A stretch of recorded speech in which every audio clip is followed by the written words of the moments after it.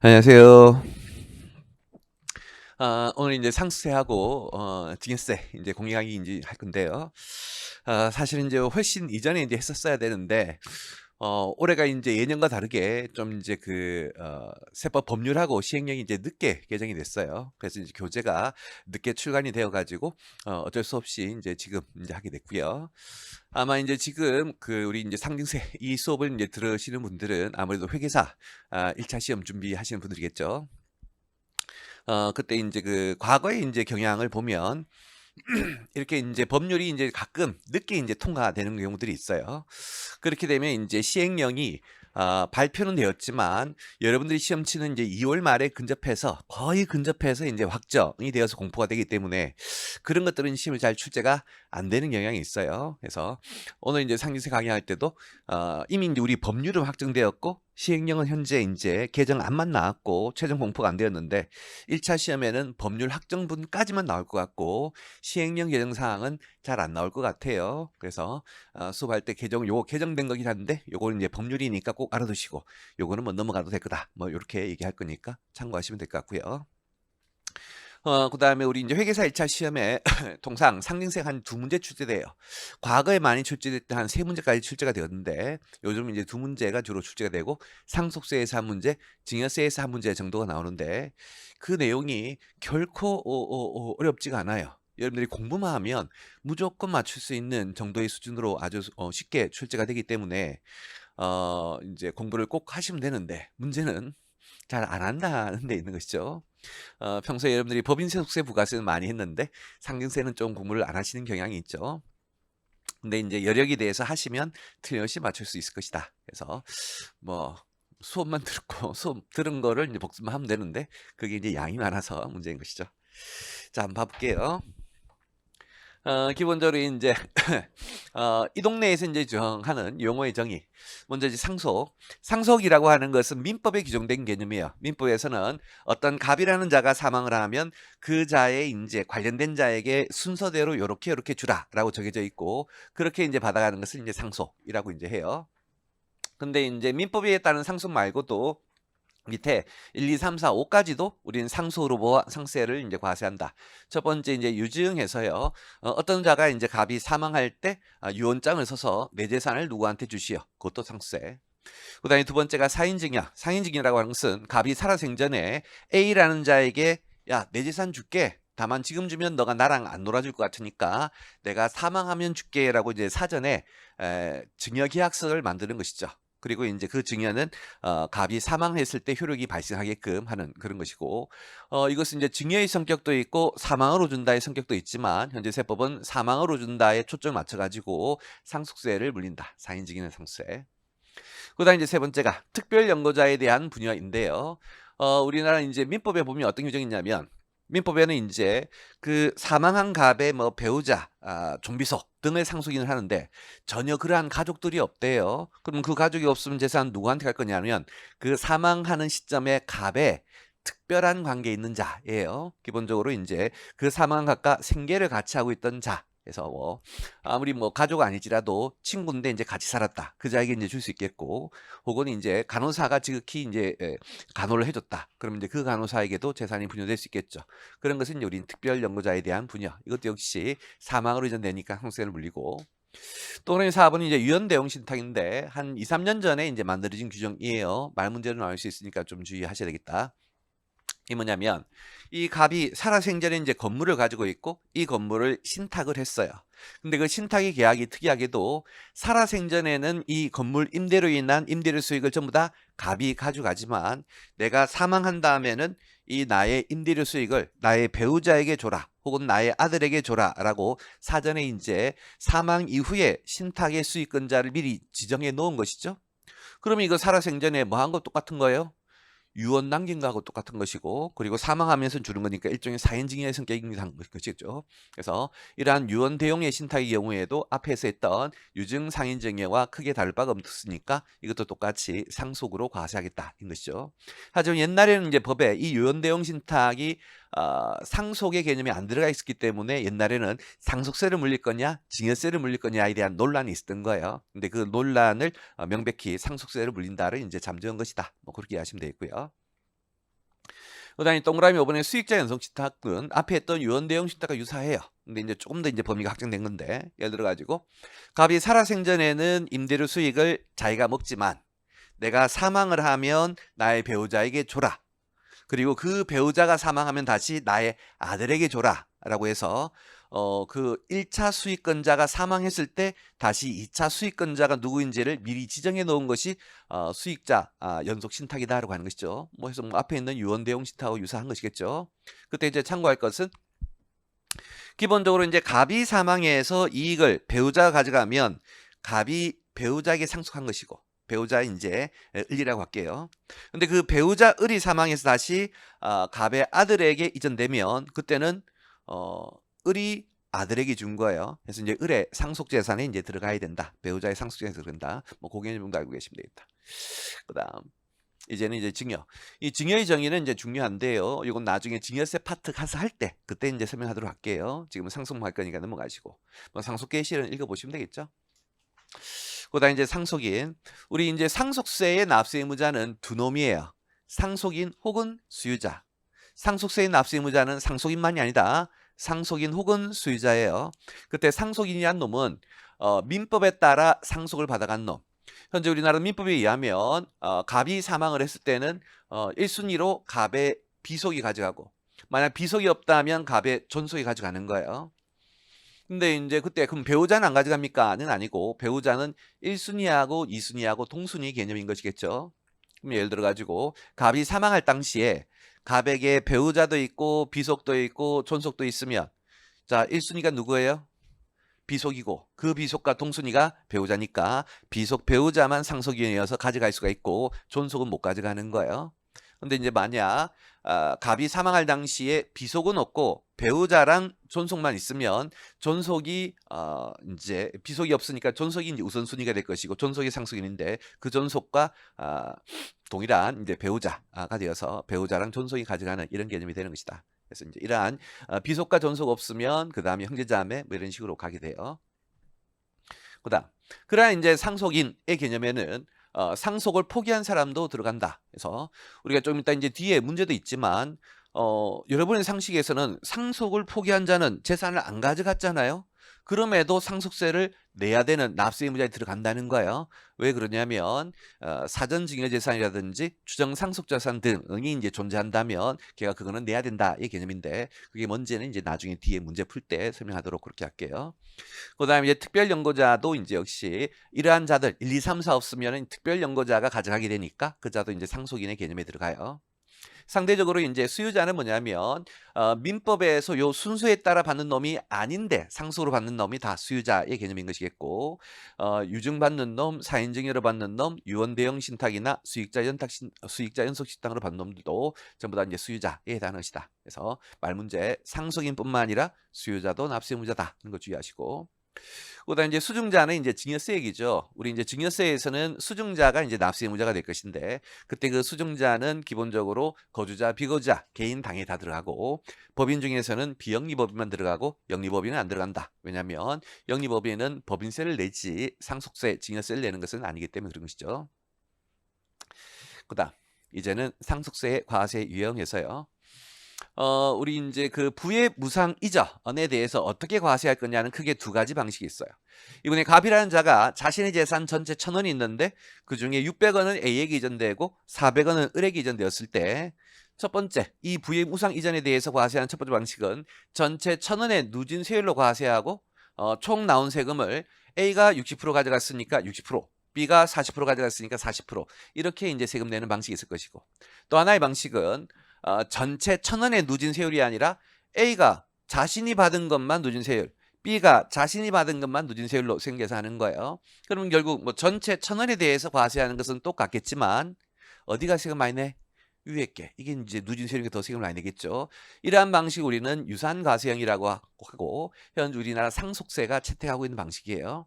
그럼 상속세에서 우리가 구해야 될 것은 600원, 400원 상속인들이 가져간 금액이 아닌 거예요.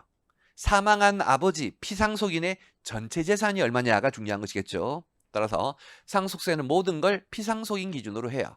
재산가액 구할 때도 상속가액 구할 때도 피상속인의 전체 재산가액으로 구하고, 그다음에 우리가 이제 거주자이면 국내외 전부 다 과세하고 비거주자이면 국내만 과세하는 것은 기본 상식이죠. 그때 그 거주자가 피상속인 기준이에요, 상속인 기준이에요? 피상속인. 그래서 피상속인이 거주자이면 국내 재산이든 국외 재산이든 다 우리나라에서 과세하고, 피상속인이 비거주자이면 국내 재산에 대해서만 과세하는 이런 개념이 되겠죠. 근데 이제 그에 반해서 밑에에서 받은 금액에 대해서만 과세하는 것을 우리는 취득과세형이라고 하고요. 현재 우리나라 증여세가 채택하고 있는 방식인 거예요. 방식이 좀 다르다는 거. 그러면 증여세에서는 갑이 증여자일 것이고 AB가 수증자가 될 것이고, 이 동네에서는 그럼 뭐가 중요한 거야? 수증자가 중요한 거예요. 수증자 받은 놈이. 그래서 이 동네는 모든 걸 수증자를 기준으로 해서요. 수증자가 거주자이면 국내외 모든 증여재산, 수증자가 비거주자이면 국내 증여재산. 또한 어디 낼 거냐, 납세지도 중요한데 상속세는 피상속인의 주소지에서 내는 것이고 증여세는 수증자의 주소지에서 내는 이런 개념이 되는 것이다. 그래서 기본적인 개념 중요하니까 꼭 좀 기억하시고, 그 다음에 이제 무상취득에 따른 과세체계는 이미 법인세 등 할 때 여러 번 설명했었죠. 자, 누군가가 무상으로 자산을 취득하면 이익을 번 것은 맞고, 그 번 이익에 대해서 무슨 세금을 올릴 거냐와 관련해서 그 이익 얻은 자가 법인일 때는 다시 영리냐 비영리냐 나눠가지고, 영리일 때는 법인세고 비영리 법인일 때는 상속세, 증여세를 물린다. 그래서 이 개념은 불공정 자본거래 할 때 법인세에서 가끔 나와요. 우리 불공정 자본거래를 할 때 이익을 얻은 자가 영리법인인 경우에는 법인세를 내야 되니까 입금산임 유보를 하겠지만, 비영리법인이 불공정 자본거래 이익을 얻으면 입금산임 유보의 세무를 하는 게 아닌 것이다. 법인세를 안 내는 거예요. 법인세 안 내니까 상속세, 증여세를 내기 때문에 입금산임 유보를 하는 것은 아닌 것이다. 그 다음에 이제 밑에 이제 개인과 관련해서 개인이 공짜로 받으면 여러분들이 전부 다 상속세, 증여세라고 생각하시는데, 이건 소득세 할 때 배웠었죠. 아무리 공짜로 받더라도 사업과 관련하에 받았다면 사업소득으로 과세하고, 사업소득으로 소득세를 과세하면 증여세를 또 과세할 수는 없는 것이겠죠. 하지만 이제 사업과 무관하게 공짜로 받았다면 그때는 이제 지금 우리가 배울 상속세하고 증여세를 과세한다. 아주 기본 중에 기본, 중요한 개념. 자, 그 다음에 이제 우리 상속세는 피상속인의 상속재산에 대해서 과세할 것인데, 그 상속재산이 뭐냐? 라면 그냥 그자가 가지고 있는 물건, 권리 다 들어가요. 그래서 이제 이 뭐하고 비슷하냐면, 여러분들 부가세 공부할 때 재화의 공급, 용료의 공급 공부했었죠. 재화가 뭐예요?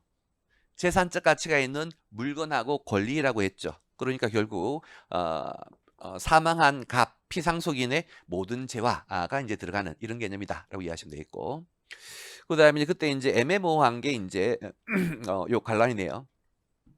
기본적으로 이제 피상속인의 재화, 재산적 가치가 있는 것이긴 하지만, 피상속인이 사망하면 함께 소멸한 것이라면 상속인에게 이전될 수가 없겠죠. 뭐 그런 것들은 당연히 이제 제외될 것이고, 그 다음에 이제 구체적인 사례로 우리 이제 법인세법에서 보시면 그 부당한 유출이 있으면 사회유출할 것이고, 이번에 이제 사망한 갑이 이 법인의 대표이사에서 인정상해 소득처분을 받대요.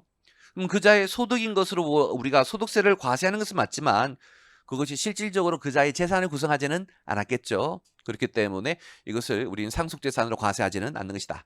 하지만 그 갑이 어떤 법인의 주주인데 사망하는 시점에 이미 배당이 결의가 되어가지고 배당받을 권리가 있대요. 하지만 아직 배당금을 수령하지 못했다면 조만간 배당을 받아서 갑의 재산이 증가할 수가 있는 개념이겠죠. 그래서 이러한 미수배당과 같은 배당을 받을 권리 등은 존속하는 개념인 것이니까 당연히 이제 상속재산이 들어가는 것이다. 다시 이제 그 밑에 상수의 과세상은 이미 아까 설명했던 것처럼 상수세는 모든 걸 피상속인 기준으로 하기 때문에 피상속인이 거주자이면 국내외 모든 재산이 되겠지만, 피상속인이 비거주자이면 국내 재산만 된다는 건 아까 설명드렸었고, 그 다음에 납세의무자 말 문제 주의해야 돼요. 기본적으로 상속세의 납세의무자는 누구냐?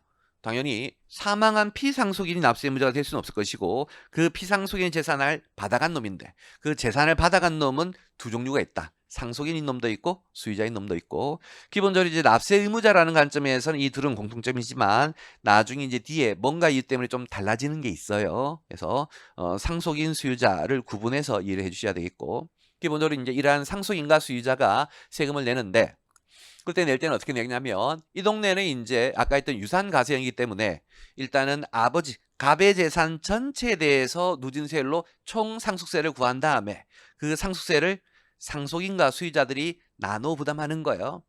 그때 상속인 A가 60% 받고 수유자 B가 40% 받았다면 6대 4의 비율로 내줘야 되겠죠. 그 표현이 바로 각자가 받았거나 받을 재산을 기준으로 정하는 비율에 따라서 안분하여 부담한다라는 표현인 거예요.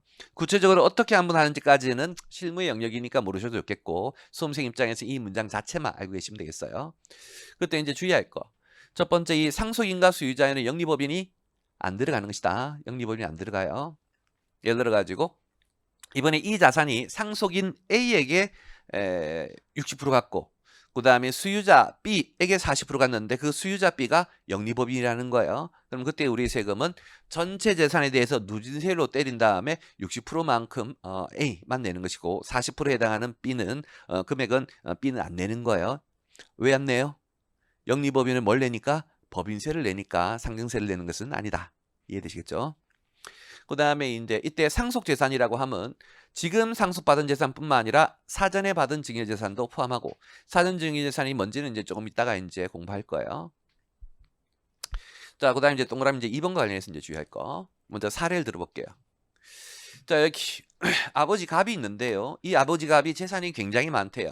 그래서 이제 자신의 아들에게 물려주고 싶은데 그냥 물려줘 버리면 상속세를 내니까 현재 우리나라의 상속세율은 최소 10%에서 최대 50%예요. 그래서 한 반 정도까지 세금을 내야 되면 굉장히 많이 내는 것이죠. 그래서 상속세를 피하기 위해서 많은 이제 재산가들은 이제 짱구를 굴려요. 그 중에 이제 하나의 방법인데 아까 했던 영리법인은 법인세를 내고 상속세를 안 낸다 이 개념을 활용하고 싶은 거예요. 현재 우리나라 법인세의 최고 세율은 몇 프로예요?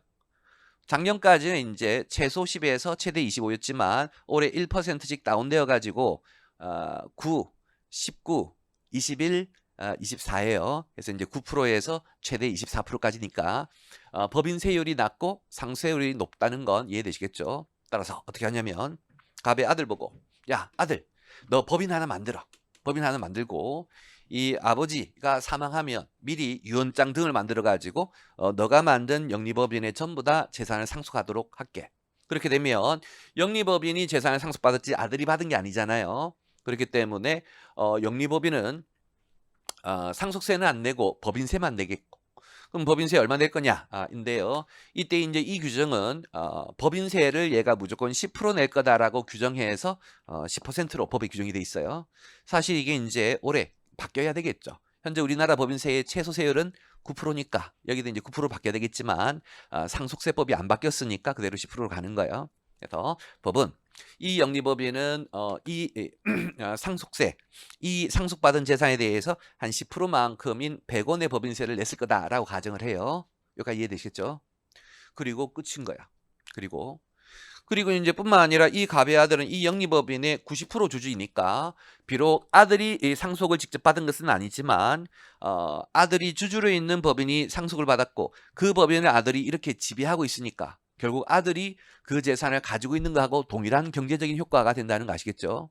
그러면 결국 아들이 상속받은 거하고 똑같은데 상속세는 한 푼도 안 내고 법인세만 한 10% 정도를 낸 것이니까 엄청난 조세 회피가 되는 거예요. 그래서 과세관청은 이런 거를 막아야 되겠다라고 하는 것이고 이런 걸 막기 위해서 어떻게 하느냐 이렇게 하래요.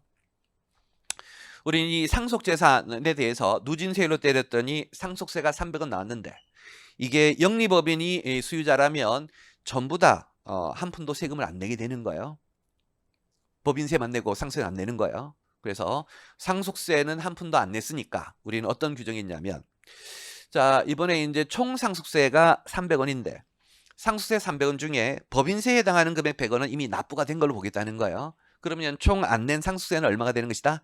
200원인 것이고 그 200원에 이 아들의 지분율 90%만큼 아들이 책임져서 내라는 거죠. 그럼 실제로 이제 아들은 상속 받았어 안 받았어? 안 받았죠. 상속을 안 받았음에도 그 아들이 세금을 내게 하는 특례 조항이 있고 2차 시험은 뭐 계산까지 물을 것 같고요. 1차 시험은 말만 물을 것 같으니까 요 문장만 좀 주의하시면 되겠어요. 그래서 문장 상속재산을 받아간 자, 수유자가 영리법인이고 그리고 그 영리법인의 주주 중에 갑의 상속인이나 그 상속인의 비속, 뭐 아들, 딸 등이 있는 경우에는 그 상속인이랑 상속인의 아들, 딸 등이 납세 의무를 진다라고 하는 것이고, 그때 얼마만큼 질 거냐? 뭐 계산은 안 나올 것 같지만 법문구는 그 영리법인이 받아간 재산에 대한 상속세 내야 될 금액을 이제 구하고, 근데 실제로는 이제 안 냈겠지. 실제로는 뭐만 냈어요? 법인세만 냈겠고, 법인세는 상속받은 재산 입금일 것이고, 그 입금이 10% 법인세 냈다고 가정하는 거예요.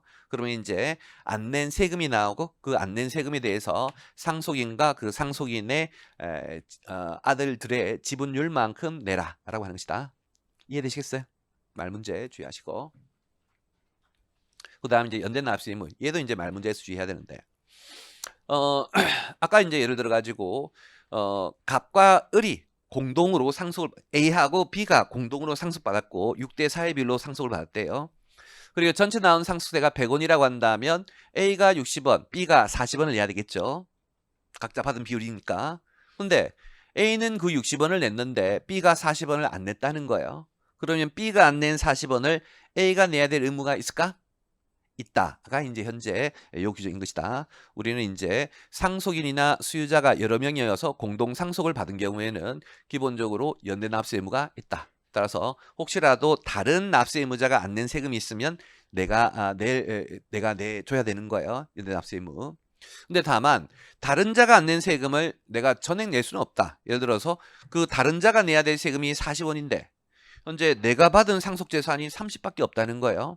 그럼 나는 재산은 30 받았는데 세금을 40만큼이나 내면 오히려 손실이 되는 것이겠죠. 그래서 법은 연대납세 의무가 있기는 있지만 한도가 있다는 거예요. 그 한도는 당연히 그 자가 받은 재산 금액을 한도로 하는 것이고, 그때 이제 구체적으로 받은 재산 금액은 상속으로 받은 재산에다가 부채 빼면 이제 순수하게 받은 거겠고, 다시 자기가 냈던 세금도 빼줘야 되겠지. 그래서 자산 빼기 부채, 그리고 다시 내가 낸 세금 하면 현재 순수하게 내가 가지고 있는 남은 재산 가액이 되겠죠. 그 금액을 한도로 한다. 여기까지 되시겠죠? 그다음 별표의 내용도 이제 가끔 시험에 이제 말 문제로 나오는데, 그러면 현재 B가 내야 될 세금 40원을 A인 내가 대신 내줬다는 거예요. 그러면 A가 B에게 혜택을 준 거죠. 그럼 A가 B에게 그 금액만큼 증여한 거야? 법은 이자는 주고 싶어서 준 게 아니라 법률에 의해서 어떻게 낼 수밖에 없었던 것이니까, 그래서 연대 납세 의무의 개념으로 납부를 한 것은 증여의 개념은 아닌 걸로 봐요. 근데 그러면 이제 역으로 얘기하면 우리가 연대 납세 의무는 받은 재산 가액을 한도로 하는데, 자신이 받은 재산 가액보다 더 많이 내줬다면 그것은 증여가 맞다라고 하는 거예요. 연대 납세 의무 금액 범위 내에서 낸 건 증여가 아니지만 연대 납세 의무 금액을 벗어나서 낸 금액은, 한도를 벗어나서 낸 금액은 내가 상대방에게 이익을 준 증여의 개념인 것이다. 이제는 상속세에 관할, 아까도 얘기했던 것처럼 이 상속세는 피상속인이 핵심이기 때문에 피상속인의 주소지로 해요. 다만 이제 문제는 별표에 있다시피 이 피상속인이 주소지가 외국에 있는 비거주자다. 피상속인의 비거주가 아니라 피상속인의 주소지가 외국에 있다라고 한번 가정을 해볼게요. 그렇게 되면 피상속인의 주소지를 관할하는 세무서가 걷어야 되는데 외국 세무서가 돼버리잖아. 외국 세무서가 우리나라 세금을 관할할 수는 없는 것이니까 그때만큼은 뭘로 할게? 그 상속재산이 소지하는 곳. 아마 이제 피상속인이 이 주소지가 국외에 있다면 주로 비거주자일 것인데 비거주자 같은 경우에는 국내 재산에 대해서는 상속세를 내야 되는 거 아시죠? 따라서 이제 국내에 있는 재산, 서울에 있는 재산이면 서울 세무서, 대전에 있는 재산이면 대전 세무서에서 관할한다. 뭐 그 정도 알고 계시면 되겠어요. 자, 이제는 이제 뒤에 뭐 계산 구조 하기 전에 뒤에 있는 말 문제 간단하게 한번 볼게요.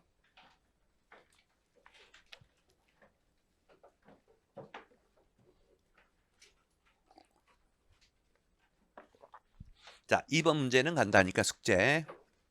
그 다음에 오른쪽에 있는 3번. 상속세에 관한 설명이다. 옳은 것은. 첫 번째, 상속세는 상속재산의 소재지를 관할하는 세무서장이 과세한다는 틀렸죠. 상속세는 어디에서? 피상속인의 주소지 세무서에서 하는 것이죠.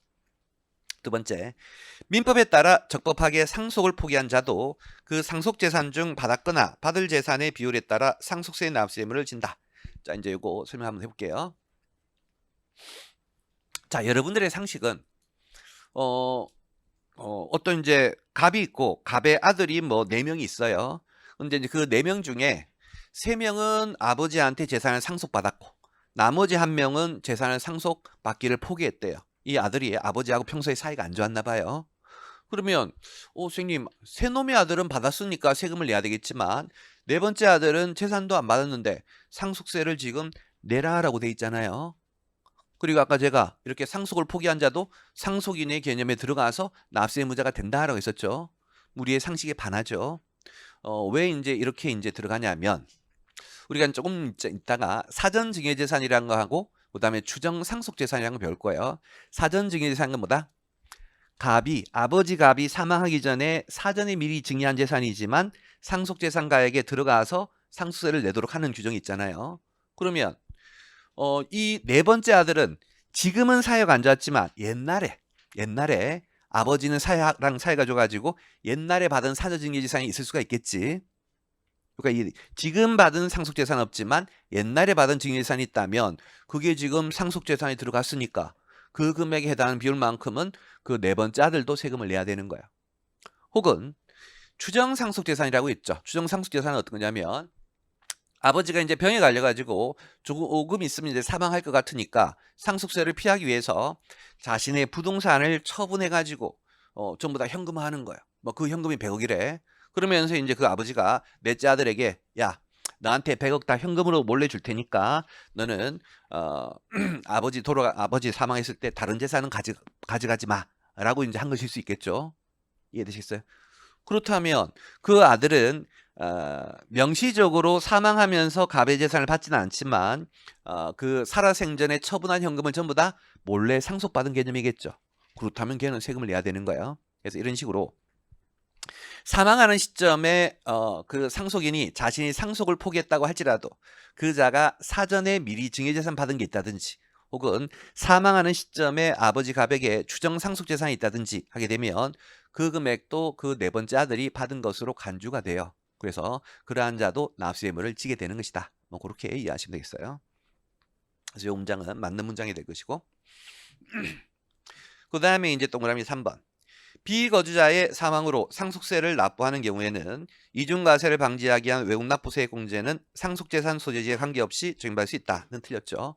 자, 기본적으로 이제 외국납부세액 공제는 반드시 거주자의 사망일 때만 그런 거예요. 자, 우리나라 거주자가 사망을 했으면 국내 재산뿐만 아니라 국외 재산까지도 과세가 되고 그럼 이 국외 재산에 대해서 외국에서 이미 상속세를 냈는데 국내에서 또 내니까 이중과세여서 외국납부세액 공제를 해준다 이 개념인 거예요. 이해되시겠죠? 근데 이제 그에 반해서 비거주자가 사망하면 기본적으로 어디에서 세금 내는 거예요? 지네 나라에서 세금 내고 다만 한국에 있는 재산에 대해서는 한국에서 이제 과세할 수가 있을 것인데 그때 한국에서 과세를 했는데 외국에 세금 냈다고 빠져버리면 한국에서 낼 게 없는 거예요. 아시겠죠? 그런 차원이기 때문에 꼭 외국납부세액 공제는 거주자의 사망일 때만 적용되는 개념인 것이다. 뭐 뒤에 나올 거예요. 4번째 비거주자가 사망한 경우에는 국내외에 있는 모든 상속재산이 과세에 해당한다. 틀렸죠. 비거주 사망하면 국내 재산만 과세가 될 것이고 5번째 법인이 유증 사인증여로 받은 경우에 비영리법인은 납부 의무가 면제되고 틀렸죠. 납세 의무가 있고 반대로 영리법인은 납부 의무를 준다. 틀렸죠. 얘는 면제가 되는 것이죠. 4번째 옳지 않은 것은 동그라미 1번에 특별연고자나 수유자가 영리법인인 경우로서 아까 이제 했던 케이스 아버지 갑이 아들에게 바로 주면 상속되니까 아들이 주주로 있는 영리법인에 이전시키는 거 기억하시죠? 그거예요. 영리법인인 경우로서 그 영리법인의 주주 중에 상속인과 그 상속인의 비속이 있는 경우에는 법 소정 금액을 상속인이나 비속인이 납부할 의무가 있다. 이해되시죠? 그 상속인이 직접 재산을 상속받지 않더라도 받은 영리법인의 주주이면 내야 될 의무가 있다. 중요한 개념. 2번째, 신탁계약에 의해 위탁자의 사망 시 수익자가 수익권을 취득하는 유언대용 신탁에 대하여는 상속세가 과세가 된다. 맞죠? 요거 옛날에는 이제 이러한 유언대용 신탁, 수익자 연속 신탁을 증여로 과세할 거냐, 상속으로 과세할 거냐의 논란이 있었는데 법에서 상속으로 과세할 것을 분명히 했다라고 했었고 세 번째, 유증은 상속세 과세상이 됨에 반하여 사인증여는 증여세 과세상이다는 틀렸죠. 유증이든 사인증여든 전부 다 갑의 사망으로 인하여 발생한 사건들이기 때문에 현재 세법은 상속세를 물리도록 하고 있다. 네 번째, 공동 상속의 경우에 상속인 각자가 받은 상속재산을 초과하여 대신 납부한 상속세에 대하여는, 자, 이게 뭔 뜻이냐면 우리가 이제 아까 얘기했듯이 공동 상속이면 연대납세 의무가 있다 했죠. 그럼 연대납세 의무 때문에 다른 자의 상속세를 대신 냈으면 증여가 아니라 했지. 하지만 한도가 있다 했죠. 그 한도가 뭐예요? 상속으로 받은 재산이잖아. 그럼 자신이 상속으로 받은 재산을 초과하여 다른 자의 세금을 대신 납부했다면 이것은 낼 필요가 없었던 것을 내줬으니까 이건 뭘로 봐야 되겠다? 증여로 봐야 되겠죠. 그래서 그러한 다른 상속인에게 증여한 것으로와 증여세가 과세가 되는 것이다. 맞고요. 다섯 번째, 증여재산에 대해 소득세법에 의한 소득세가 수증자에게 과세가 되는 때에는 증여세를 부과하지 않는다. 요건 이제 증여세 얘기인데 미리 문제 나왔으니까 설명드릴게. 뭐 기본적인 상식이죠. 우리는 어떤 개인이 공짜로 받은 금액에 대해서 소득세도 물리고 증여세도 물리고 둘 다 물릴 수는 없는 거예요. 두 개 중에 하나만 물리는 거예요. 근데 현재 소득세법에서 사업과 관련하여 무상으로 받은 자산은 사업소득으로 과세한다는 규정이 있기 때문에 이렇게 소득세가 과세가 되면 뭐를 물릴 수는 없다? 증여세를 물릴 수는 없다. 여기까지 이해되시겠죠? 자, 거기까지는 뭐 쉽게 이해가 되실 건데 그 옆에 이 경우 소득세법이나 다른 법률에 의해서 소득세가 비과세가 되거나 감면이 되는 경우도 마찬가지다. 자, 이게 뭔 뜻이냐면 아까 우리 이제 개인이 사업 관련해서 공짜로 받으면 사업 속세가 과세가 된다 했죠. 근데 소득세법이나 조특법에서 야, 이 사업 관련된 무상이익은 굉장히 중요한 거니까 소득세 안 물리도록 비과세나 혹은 감면의 혜택을 줄게 라고 해서 이제 받은 수증자가 소득세 등을 안 냈다는 거예요.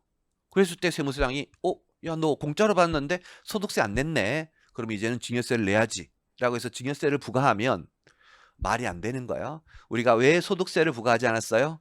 정책적인 혜택을 주기 위한 것이죠. 그럼 소득세에서 정책적인 혜택을 줘서 세금을 안 냈더니 증여세가 과세가 된다면 오히려 불리하게 되는 개념이 되는 것이겠죠. 그래서 이렇게 소득세법 등으로 비과세나 감면을 받았으면 소득세를 덜 냈거나 안 냈다고 해서 다시 증여세를 물려서는 안 되는 것이다. 이해되시겠죠? 그래서 소득세의 과세 대상이었던 놈은 실제로 과세가 이루어졌는지와 상관없이 증여세를 물리지는 않는 것이다. 됐어요. 자, 이제는 다시 여기 서브노트 6쪽으로 돌아가서 계산 문제 연습을 좀 해보죠. 우리 이제 상속세의 계산 구조인데 상속세는 제일 먼저 아버지 사망하는 시점에 갑이 사망하는 시점에 가지고 있는 전체 재산에다가 비과세 불산입으로 이제 정책적으로 세금 안 물리겠다는 것 좀 빼주고 다시 과세가액 공제해서 뭐 채무 같은 것들 좀 빼주고 그리고 사전 증여재산을 더해서 상속세 과세가액을 구하고 시험에 요거 잘 물어요. 그래서 상속세 과세가액 정의가 여기까지다라고 하는 거 계산 구조 꼭 좀 외우시고 다시 이제 이 과세가액에다가 상속공제, 감정평가, 수수료 공제해서 우리 이제 개인 같은 경우에도 이익 얻은 금액에 대해서 바로 다 세금 물리는 것은 아니고 종합소득공제라는 걸 빼주는 거잖아요. 그와 유사한 개념의 이제 상속공제 등을 뺀다. 그까지 이제 뺀 게 과표가 되는 거예요. 역시 과표도 시험에 잘 물어요. 그때 시험은 과세가액을 물을 때도 있고 과표를 물을 때도 있고 상속공제, 수수료 공제를 빼기 전 숫자는 과세가액, 뺀 후의 숫자는 과표라는 거 계산구조 확실히 외우시고 그 다음에 이제 계산들은 시험에는 잘 안 물어요. 그냥 이제 말로만 이해하시면 되겠다.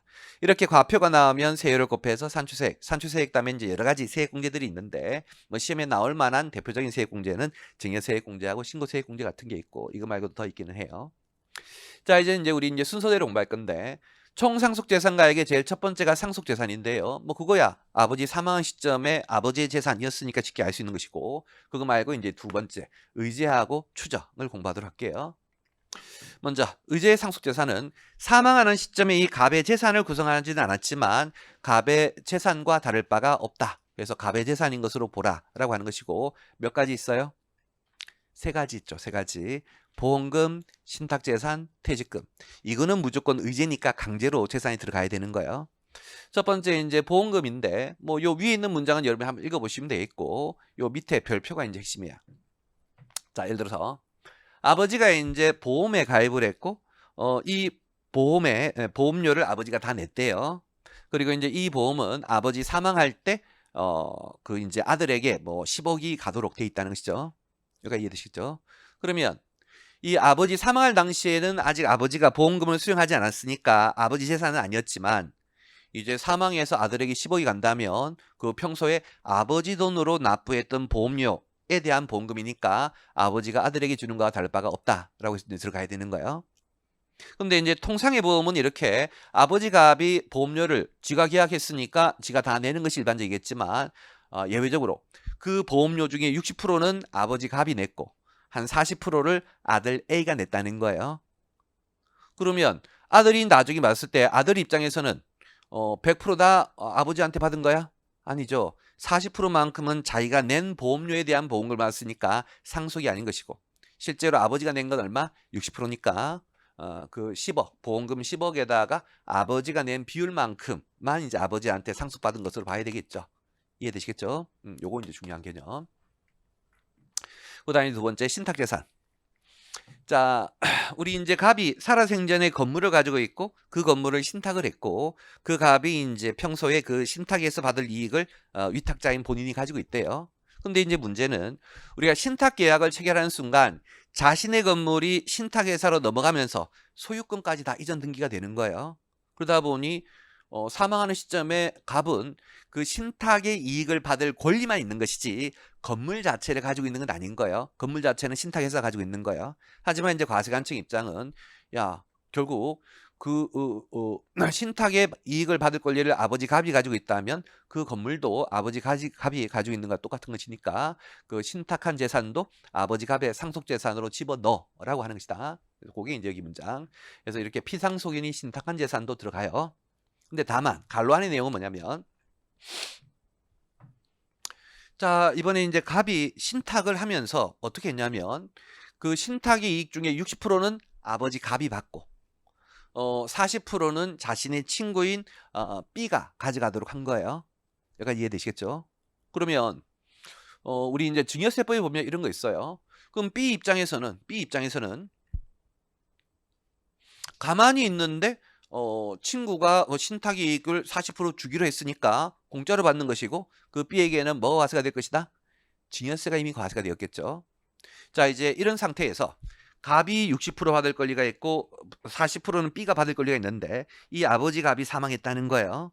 그러면 아들은 100% 다 받아요? 60% 받아요? 60%. 아버지 갑이 받을 것만 아들이 받겠지. 그러면 60% 부분만 상속으로 보고 40% 부분은 상속세를 또 물리면 안 되는 것이겠지. 이해되시겠어요?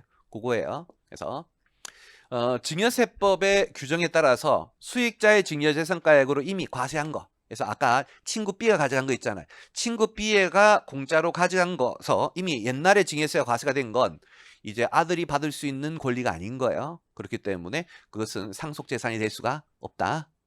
이해되시겠죠? 그래서 쉽게 얘기해서 아버지가 60% 받을 권리가 있고 친구가 40% 받을 권리 있으면 아버지가 받을 권리 60%만 아들의 재산, 상속재산으로 보는 것이지 40%는 아니다라는 뜻인 거예요. 그에 반대로 동그라미 2번은 반대예요. 동그라미는 반대. 아버지 갑이 자신이 신탁한 재산은 아니지만 친구인 B가 신탁한 재산 중에 40%를 아버지 갑이 공짜로 받을 권리가 있는 거예요. 그러면 이제 이 아버지 갑이 사망하면 그 40% 권리를 누가 가져가겠다? 아들이 가져가니까 그 40%도 아버지의 재산인 것으로 봐라가 바로 요 규정인 것이다. 그래서 타인으로부터 신탁이익을 받을 권리가 있으면 그것도 아버지의 그 권리 가액만큼 아버지의 재산으로 넣어라. 당연한 상식이겠고. 동그라미 3번은 이미 아까 설명했던 수익자 연속 신탁이에요. 다시 한번 예를 들어 보면 갑이 사망해서 배우자가 이익을 가져가고 배우자가 사망해서 다시 아들이 이익을 가져가요. 그럼 첫 번째 갑이 배우자에게 줄 때는 갑의 상속재산으로 보아 상속세를 계산할 것이고 배우자가 사망해서 아들이 가져갈 때는 배우자의 상속재산으로 보아 상속세를 계산해야 된다라는 뜻이다. 이해되시겠어요? 그래서 그 문제 한번 읽어보면 수익자 연속신탁의 수익자가 사망, 그 수익자가 배우자예요. 배우자가 사망함으로써 타인, 아들이 새로이 신탁의 수익권을 취득하는 경우에는 그 아들이 받을 권리의 가액은 누구의 상속재산? 배우자, 사망한 배우자의 상속재산에 들어간다. 이해되시겠죠? 마지막 퇴직금. 아버지가 이제 근로자였는데 사망을 해서 퇴사를 하게 되었고 당연히 이제 퇴직금을 받겠지. 근데 그 퇴직금은 살아생전에 아버지가 받은 것은 아니기 때문에 아버지의 상속재산은 아니지만 본질적으로 아버지가 받을 퇴직금이었던 것이죠. 그것을 이번에 이제 사망해서 아들이 받게 되었으니까 퇴직금도 이제 아버지의 상속재산에 넣어라라고 하는 것이다. 여기까지 이해되시겠죠? 그때 이제 간론의 내용 좀 주의할 거. 우리 이제 예전에 소득세법 공부할 때 보시면 이런 거 있잖아요. 근로소득 비과세 파트하고 연금소득 비과세 파트에 보시면 국민연금법과 같은 공적연금법에 따라서 사망자가 받는 유족연금, 유족보상금, 산업재해 보상법에 의해서 받는 어떤 상해로 인한 보상금 이런 것들 있잖아요. 이런 것들은 근로소득으로도 과세하지 않고 연금소득으로도 비과세한다는 거 공부한 바 있을 거예요.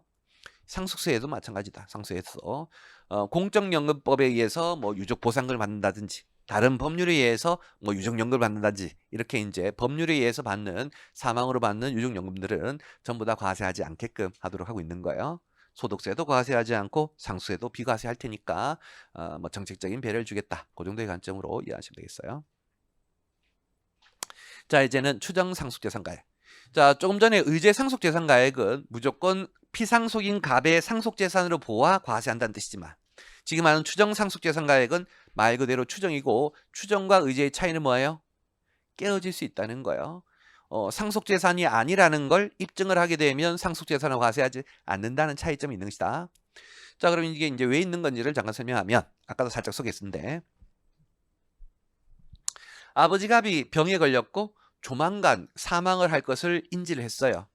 그런데 이제 자신의 건물, 자신의 예금을 그대로 아들에게 물려주면 상속세를 안 낼 수가 없어요. 왜냐하면 부동산 같은 경우에는 소유권 이전 등기라는 게 있기 때문에 사망을 하게 되면 아들에게 소유권 이전 등기되면서 거래 내역이 과세관청에 드러나고 예금 같은 경우에도 금융재산이기 때문에 아들 명의로 바뀌어 있는 순간에 다 과세관청에서 포착이 되는 거예요. 그래서 이렇게 부동산 예금 같은 것들은 상속세를 탈세할 수가 없다. 그러면 이제 어떻게 상속세를 탈세할 거냐? 그래서 아버지 사망할 때쯤 돼서요. 부동산 다 팔아서 현금화하고 다시 예금 인출해서 다 현금화하는 거예요. 그런 다음에 현금을 아들에게 물려줘 버리면 과세관청 그 사실을 포착할 수가 없는 거예요. 이해되시겠죠? 그래서 과세관청 입장에서는 피상속인 갑이 사망할 때쯤 근접해서 그래서 이제 1년이나 2년이죠. 그래서 1년 이내나 2년 이내에 일정한 금액 이상의 자산을 처분했으면 그 처분한 금액을 어디에 썼는지 반드시 상속인들이 입증을 해야 돼요. 만약 어디에 현금 발생한 금액을 어디에 썼는지 입증 못한다면 아버지 갑이 아들 A에게 몰래 현금으로 준 걸로 간주하겠다라고 하는 것이다. 자, 이때 아들이 아버지가 어디에 썼는지 입증하면 상속세를 안 내는 것이고 어디에 썼는지 입증 못하면 상속세를 내야 되는 것이니까 이것은 의제예요, 추정이에요? 추정의 개념인지 아시겠고 이렇게 추정 상속재산을 과세하기 위한 요건은 첫 번째가 1년 이내 2억 이상 처분하고 2년 이내 5억 이상 처분해서 금액적으로 이제 상당해야 된다는 것이고 그때 그 2억이나 5억의 판단은 전체 처분가액으로 판정하는 것은 아니고 그룹별이에요.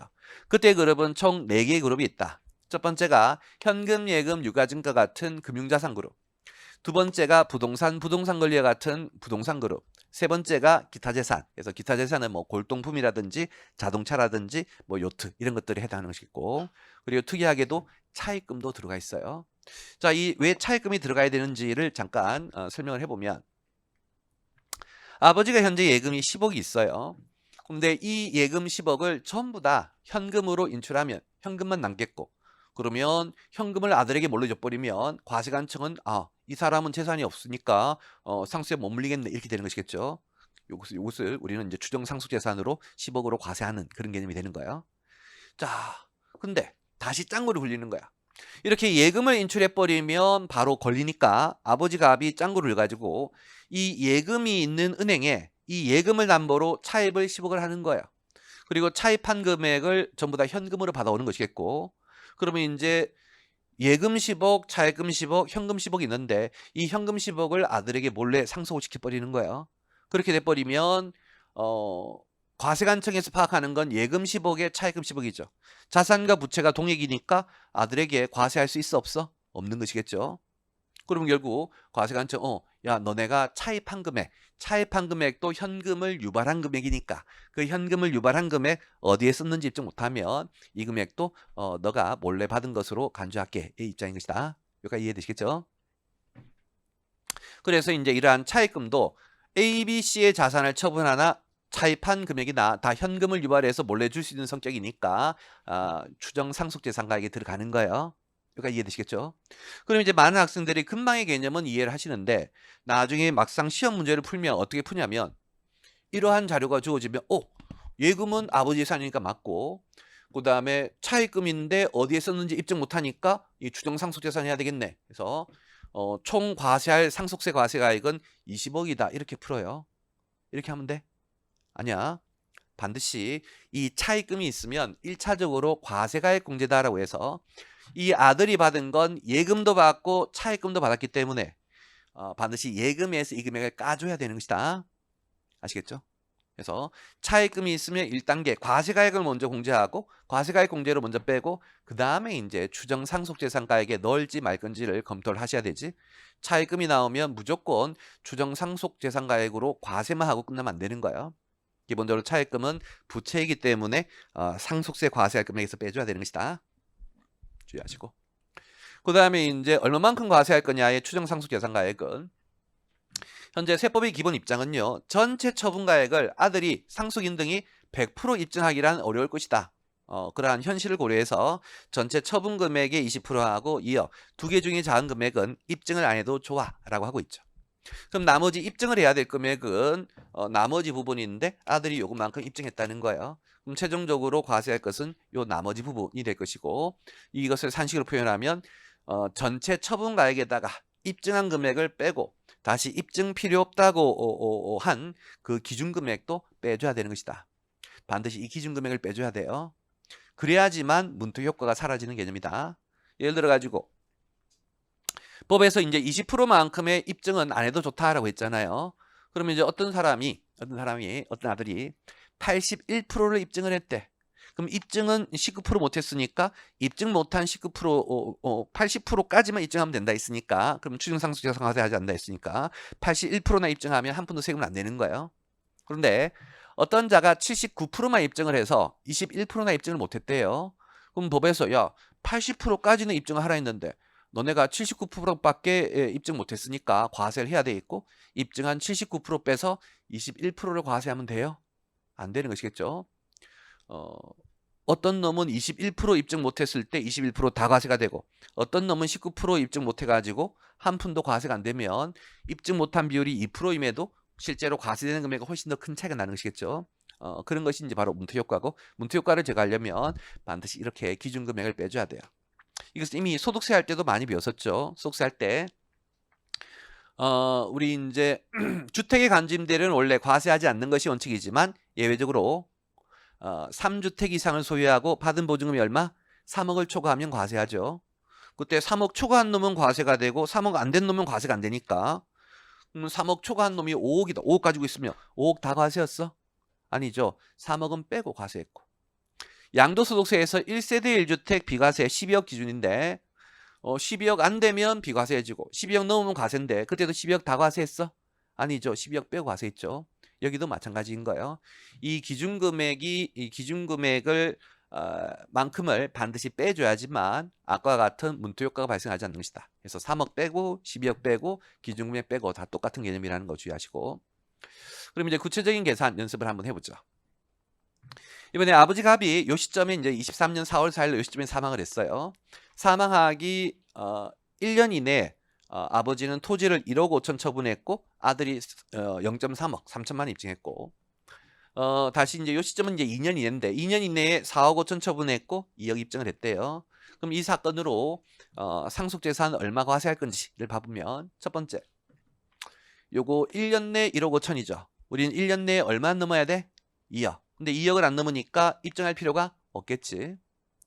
그 다음에 이제 2년 이내를 따져야 되겠는데 2년은 요 시점부터 저 시점까지가 되겠죠. 그때 얘랑 둘 합쳐서 판정해? 아니면 쟤만 가지고 판정해? 합쳐서 판정하는 거예요. 1년 이내는 요것만 판정하지만 2년 이내는 요 전체가 2년 이내인 것이다. 그럼 전체 기준으로 4억 5천, 1억 5천이니까 합치면 6억이 될 것이고 6억이라면 5억을 넘어가잖아요. 그럼 입증 대상에 해당하는 것이겠고 그때 6억에다가 실제로 입증한 금액이 2억 3천만 원이니까 2억 3천을 뺀 나머지 3억 7천을 추정상속세로 과세해요. 그렇진 않죠. 다시 반드시 뭘 빼줘야 돼? 기준금액을 빼줘야 되겠고 기준금액은 20%인데 뭐의 20%예요? 처분가액 6억이 20%야 미입증액이 20%야. 처분가액 6억의 20%다. 아시겠죠? 그리고 또한 지금이 한 2억 안쪽이니까 그대로 뺐지만 2억 넘어가게 되면 2억까지만 뺄 수 있는 거예요. 그래서 추정상속재산은 2억 5천이다. 로 과세가 되는 것이고 근데 만약 이때 이 사건이 토지가 아니라 차입금이다 라고 한번 가정해 볼게요. 그럼 이제 기본적으로 차입금도 우리는 추정상속재산가액 대상이 되는데 요게 1년 이내에 2억이 안 되니까 입증할 의무가 없겠고 다시 이제 2년 이내는 5억 넘는 거예요? 아니죠. 우리는 그 2억이나 5억은 총액을 기준으로 하는 것이 아니라 그룹별이에요. 그룹별. 부동산은 2그룹, 차입금은 4그룹이잖아요. 그룹이 다르면 각각 판정하는 것이고 부동산 그룹의 처분가액 4억 5천, 5억 안 되고 차입금 1억 5천, 5억 안 되니까 입증할 필요가 없겠다. 그래서 그때는 한 푼도 과세하지 않는 것이겠죠. 자, 여기까지가 이제 총 상속재산가액에 관한 설명이었고 이제는 상속세 비과세. 자, 상속세 비과세란 뭐 소득세 등 비과세와 마찬가지로 이러한 아버지의 재산은 절대로 과세하지 않겠다. 이 관점이고 첫 번째는 당연한 상식이에요. 아버지가 전쟁을 나갔고 국가를 위해서 전쟁을 하다가 사망했거나 전쟁으로 입은 부상으로 사망을 했다면 그 아버지 재산을 아들이 받았을 때 상속세 한 물도 안 물리겠다. 이해되시겠고 그다음에 두 번째가 이제 나머지 비과세인 것인데 첫 번째가 국가 등에 유정한 거.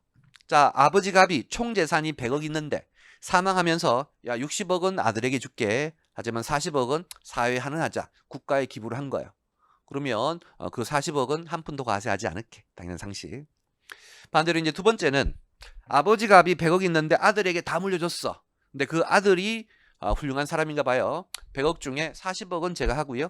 60억만큼 국가에 제가 기부할게요. 해서 이제 첫 번째는 아버지가 기부한 거고 두 번째는 아들이 기부한 거예요. 다만 아들이 기부할 때는 반드시 언제 신고기한 이내 상속세 과표 신고기한 이내에 국가에 이제 증여를 해야 될 때.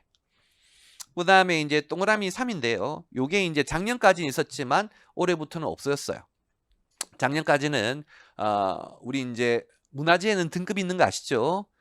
국가 지정 문화재, 시도 지정 문화재, 그냥 일반 문화재 세 종류가 있는데 국가 지정 문화재하고 시도 지정 문화재만큼은 비과세로 혜택을 줬고 그냥 일반 문화재만큼은 어떻게? 나중에 배울 징수유예로 혜택을 줬어요. 그러다 보니까 똑같은 문화재인데 조금 더 좋은 문화재를 가지고 있으면 세금을 한 푼도 안 내고 조금 덜 좋은 문화재를 가지고 있으면 징수유예했다가 나중에 처분해서 돈 생기면 세금 내야 되는 거예요. 똑같은 문화재인데 차별하는 건 좀 그렇지 않니? 그래서 이제 올해는 동일하게 갔어요. 그래서 국가 지정 문화재이든 일반 문화재이든 전부 다 징수유예로 가고 비과세가 아니라는 거 올해 개정된 것 중에 굉장히 중요한 개념이에요. 중요하다 요거 꼭 기억해야 돼요. 요거 올해 개정된 거 중요해요. 법률 개정 사항이에요. 그다음 이제 세 번째 정당이 유증한 거. 뭐 우리야 사실 뭐 정당 뭐 국민의힘도 있고 뭐 민주당도 있고 한데 별로 안 좋아하잖아요. 매일 싸우고 치고받고 세법도 늦게 통과시키고 싫어하지만 우리나라 헌법 중에 헌법의 관점으로 본다면 정당도 공익단체의 개념이기 때문에 정당이 유증을 한 것도 우리는 비과세를 해줄게.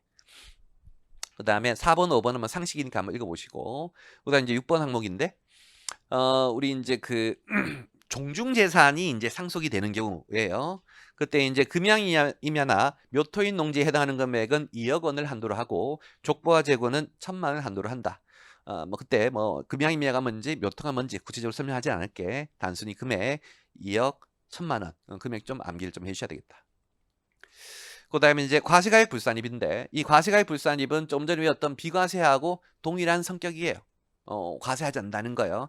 다만 과세가액 불산입일 때는 뭔가 사후적으로 추가적인 요건이 필요하고 그 사후적인 관리가 들어가서 비과세하고는 좀 다른 점이 있는데 뭐 우리 그 1차 시험에 과세가액 불산입의 사후 관리까지는 시험이 안 나올 것 같으니까 그냥 당장에는 비과세하고 똑같은 것으로 이해하시면 되겠다. 첫 번째가 공익법인의 출연.